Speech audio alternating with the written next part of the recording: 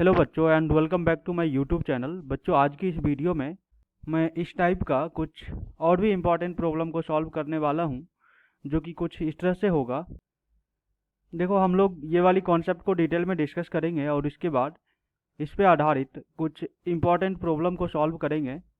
तो आइए सबसे पहले ये वाली कॉन्सेप्ट को समझते हैं। सो ये कॉन्सेप्ट क्या है, मान लीजिए कि आपके पास कोई डिटर्मिनांट डेल कुछ इस तरह से दिया हुआ है और इसका cofactor a1 b1 c1 a2 b2 c2 and a3 b3 c3 कुछ इस तरह से दिया हुआ है। तो इसका जो डिटर्मिनांट होता है, बेसिकली ये डिटर्मिनांट ऑफ कोफैक्टर है। तो जो कोफैक्टर का डिटर्मिनांट होता है वो एग्जैक्टली इसी डिटर्मिनांट के इक्वल ही होता है, बट उसमें क्या होता है, यहाँ पे जो आ जाता है ऑर्डर का पावर -1। ऐसा क्यों होता है, मैं एक एग्जाम्पल की हेल्प से पहले मैं समझा रहा हूँ। तो आइए सबसे पहले इस वाले कॉन्सेप्ट को हम लोग एक बेसिक एग्जांपल की हेल्प से समझने की ट्राई करते हैं। मान लीजिए आपके पास कोई डिटर्मिनांट a है और जिसका वैल्यू कुछ इस तरह से दिया हुआ है और मैं आपसे पूछूं कि आप कोफैक्टर ऑफ a बताओ। तो देखो ये कुछ ऐसा हो जाएगा। हमारा जो कोफैक्टर होता है वो बेसिकली Cij होता है is equal to -1 to the power i plus j, और यहाँ पे माइनर होता है लाइक Mij। तो अगर मैं इस वाली डिटर्मिनांट में 1 का कोफैक्टर निकालना चाहूँ तो ये कुछ इस प्रकार से हो जाएगा। इस रो को हाइड करेंगे और ये कुछ ऐसा होगा C11, तो ये हो जाएगा -1 टू दी पावर 1 प्लस 1 और ये M11 जो कि 4 होगा और इसका फाइनल वैल्यू 4 के इक्वल होगा। ठीक इसी प्रकार आप C12 भी बता सकते हो और ये वाला टर्म हमारा कुछ ऐसा हो जाएगा -1 to the power 1 plus 2 that is 3। और इसमें आपको क्या करना है, first row and second column को हाइड करना है। तो इसके बाद आपको ये वाली एलिमेंट मिलेगा और इसका वैल्यू हो जाएगा -3 के इक्वल। और इसी प्रकार आप C21 और C22 भी निकाल सकते हो, जो कि कुछ ऐसा हो जाएगा। यहाँ पे देखो हम C21 की वैल्यू निकाल रहे हैं, mean second row and first column. तो ये हमारा इस एलिमेंट को रिप्रेजेंट करेगा। तो यहाँ पे आप 2 लिखोगे और इसका फाइनल रिजल्ट जो होगा वो -2 के इक्वल होगा। और ये वाली वैल्यू जो हो जाएगा ये हो जाएगा first row and second column. तो ये 1 को रिप्रेजेंट करेगा और यहाँ से आपको क्या मिल जाएगा 1, और इसका फाइनल जो रिजल्ट होगा ये 1 के इक्वल हो जाएगा। तो यहाँ से आपको कोफैक्टर का वैल्यू क्या मिल जाएगा, C11 बोले तो ये 4 और C12 बोले तो ये वाली एलिमेंट -3, और C21 की बात करें तो ये हो जाएगा -2 और C22 की बात करें तो ये हो जाएगा 1। तो ये वाली जो होगा हमारा ये कोफैक्टर ऑफ ए होगा। तो यहाँ पे जो मेन इंपॉर्टेंट कॉन्सेप्ट है वो कुछ इस प्रकार से है कि आप इस पूरे फर्स्ट रो को इसी के क्रॉसपॉन्डिंग कोफैक्टर से मल्टीप्लाई करोगे और उसका सम करोगे तो ये कुछ ऐसा आ जाएगा 1 multiplied by 4 plus 2 multiplied by -3, और ये हो जाएगा 4 6 बोले तो -2 के इक्वल। और जब आप इसका डिटर्मिनांट कैलकुलेट करोगे तो ये क्या होगा, ये 4 6 ये भी -2 के इक्वल होगा। तो हमने यहाँ से क्या कंक्लूड किया कि अगर किसी भी डिटर्मिनांट को उसी के क्रॉसपॉन्डिंग कोफैक्टर से मल्टीप्लाई करोगे और उसका जब आप सम लोगे तो आपको डिटर्मिनांट का वैल्यू देगा, जैसा कि यहाँ पे आप देख सकते हो। और दूसरा इंपॉर्टेंट कॉन्सेप्ट जो है, आप इसी रो को इसके क्रॉसपॉन्डिंग कोफैक्टर से मल्टीप्लाई ना करके लाइक आप इससे मल्टीप्लाई करोगे तो इस केस में इसका रिजल्ट 0 आएगा। आप करके देख सकते हो 1 multiplied by -2 plus 1 multiplied by 2, तो ये 0 आएगा। तो बच्चों हम लोग यहाँ से क्या कंक्लूड कर पा रहे हैं कि अगर किसी भी डिटर्मिनांट को उसको क्रॉसपॉन्डिंग कोफैक्टर से जब आप मल्टीप्लाई कर रहे हो तो आपको उस डिटर्मिनांट की वैल्यू मिलेगा, जबकि किसी दूसरे कोफैक्टर से मल्टीप्लाई करोगे तो आपको 0 मिलेगा। तो इस रिजल्ट का यूज करके हम लोग इसको ईजिली प्रूव कर सकते हैं। लाइक जब कभी भी आप इस डेल और इसका जो कोफैक्टर है, मान लो इसका डिटर्मिनांट को मैंने डी कंसीडर कर लिया और इसका प्रोडक्ट निकालोगे लाइक डेल इंटू डी, तो ये कुछ ऐसा हो जाएगा।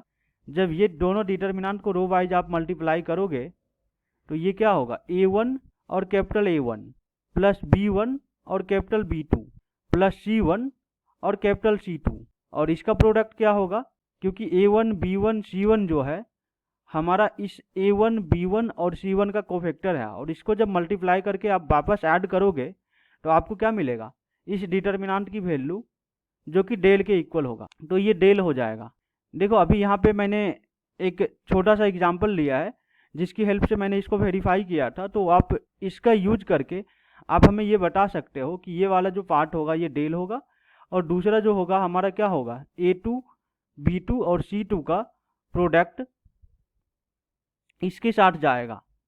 तो ये वाला पार्ट हमारा क्या हो जाएगा, ये भी डेल के इक्वल हो जाएगा। और इसी तरह आप A3 B3 और C3 को जब आप इससे मल्टीप्लाई करोगे तो ये भी हमें डेल के इक्वल होगा। तो ये वाला पार्ट हमारा डेल हो जाएगा। और जब आप मल्टीप्लाई करोगे तो ये पूरा रो का मल्टीप्लिकेशन पहले तो इस पूरे कोफैक्टर से होगा, लाइक A1 B1 और C1 से। तो यहाँ से आपको डेल मिलेगा। जबकि आप अगला केस में मल्टीप्लाई करोगे तो ये पूरा रो का मल्टीप्लिकेशन सेकेंड रो के कोफैक्टर से होगा, जो कि 0 के इक्वल आएगा। तो ये वाला पार्ट हमारा 0 हो जाएगा। ठीक उसी प्रकार ये वाली रो का मल्टीप्लिकेशन जब हम लोग थर्ड रो के कोफैक्टर से करेंगे तो ये भी हमारा 0 के इक्वल आ जाएगा। और इसी तरह आप इस पे भी मल्टीप्लाई कर सकते हो। तो ये A2 B2 C2 का मल्टीप्लिकेशन A1 B1 और C1 से होगा। तो फिर से ये वाला वैल्यू हमें 0 मिलेगा। और इसी तरह से आप इसको भी 0 बोल सकते हो और इसको भी 0 बोल सकते हो। तो फाइनली ये कुछ इस तरह से हो जाएगा।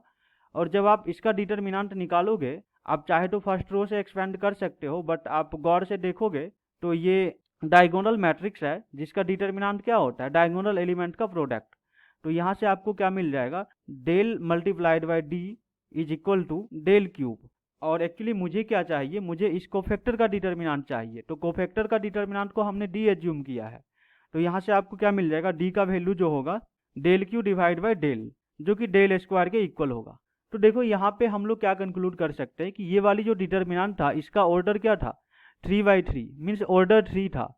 तो इसके कोफैक्टर का डिटर्मिनेंट क्या हो रहा था कि इसी डिटर्मिनेंट के इक्वल होगा, बट उसमें क्या होगा कि ये डेल का पावर 3-1 मीन्स डेल स्क्वायर के इक्वल। हमने यहाँ पे इसको प्रूव भी किया है। तो इससे हम लोग क्या कंक्लूड कर सकते हैं कि मान लो कि हमारा डिटर्मिनेंट कोई nth ऑर्डर का है जिसमें n रो और n कॉलम है।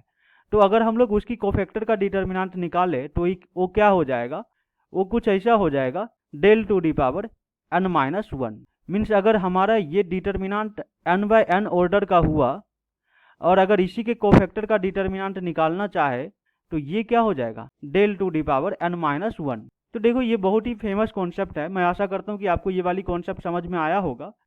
तो आइए अब हम लोग यहाँ पे इस कॉन्सेप्ट का कुछ रियल एप्लीकेशन देखते हैं। तो हमारा जो फर्स्ट प्रॉब्लम है ये कुछ इस प्रकार से है कि यहाँ पे इन्होंने ये बोला है कि if del is equal to this value, और यहाँ पे A1 B1 C1 जो होगा इसका कोफैक्टर होगा। ठीक उसी प्रकार A2 B2 C2 का जो कोफैक्टर होगा वो कैपिटल A2 कैपिटल B2 और कैपिटल C2 होगा।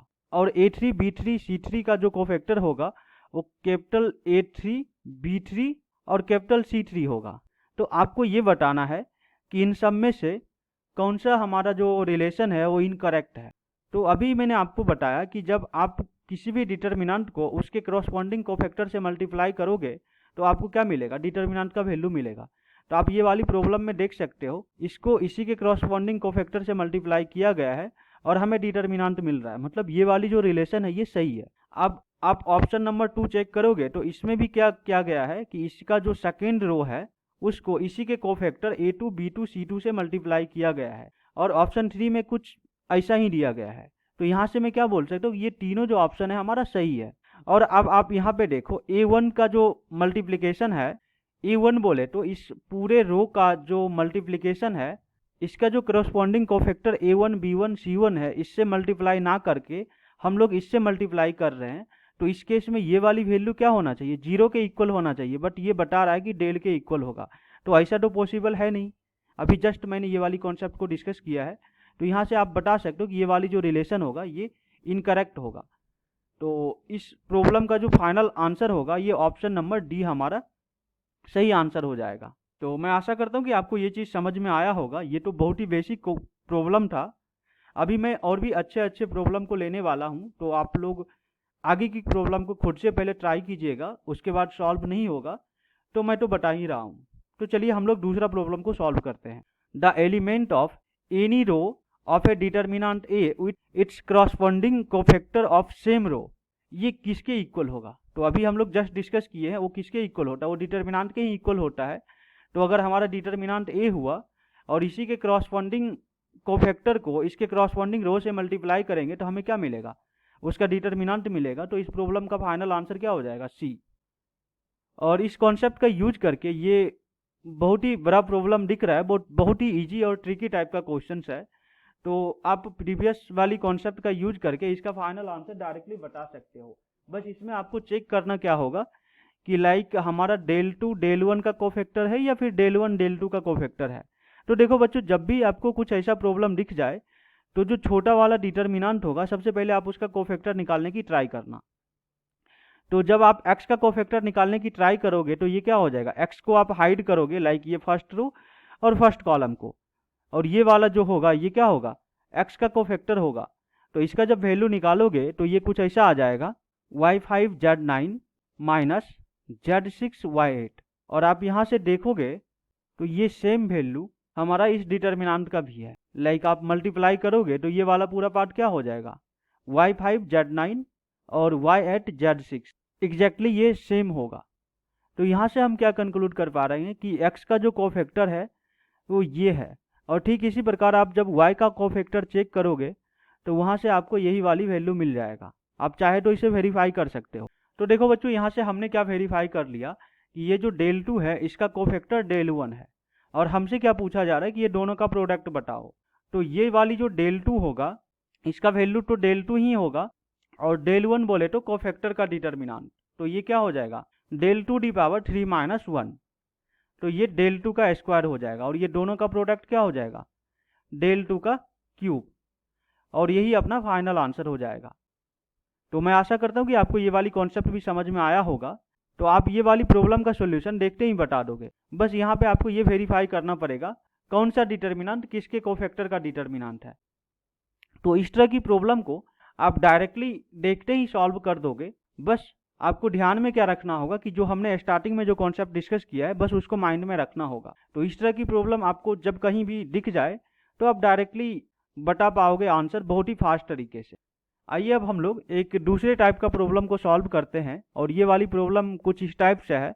हमारा जो x है उसका रेंज 0 to π/2 के बीच में है, और आपको क्या बताना है कि ये वाली जो वैल्यू है इसका जो सम है वो 0 या 0 से छोटा है। तो इस केस में आपको इसका डिटर्मिनेंट बताना है। तो देखो, ये वाली प्रॉब्लम को सॉल्व करने का बहुत ही बेसिक लॉजिक है। लाइक आपको ऐसा सोचना होगा कि मान लीजिए कोई दो पॉजिटिव नंबर है mod x and mod y, और इसका जो सम है वो 0 के इक्वल है। तो देखो बच्चों, किसी भी दो पॉजिटिव नंबर का सम 0 के इक्वल तभी होता है जब वो दोनों नंबर 0 के इक्वल हो। मीन्स यहाँ से हम लोग क्या बता सकते हैं कि ये दो पॉजिटिव नंबर का सम 0 है, तो इसका मतलब हमारा मॉड x भी 0 होगा एंड हमारा मॉड y भी 0 के इक्वल होगा।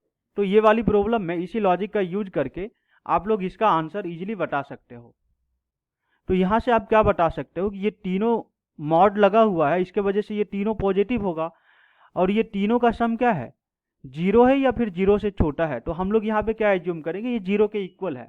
तो देखो 0 के इक्वल कब पॉसिबल होगा, जब हमारा mod sine x plus cos x minus √2 0 के इक्वल हो, y प्लस 1/2 माइनस 2 का जो मॉड होगा ये भी 0 के इक्वल होना चाहिए, और मॉड z भी 0 के इक्वल होगा।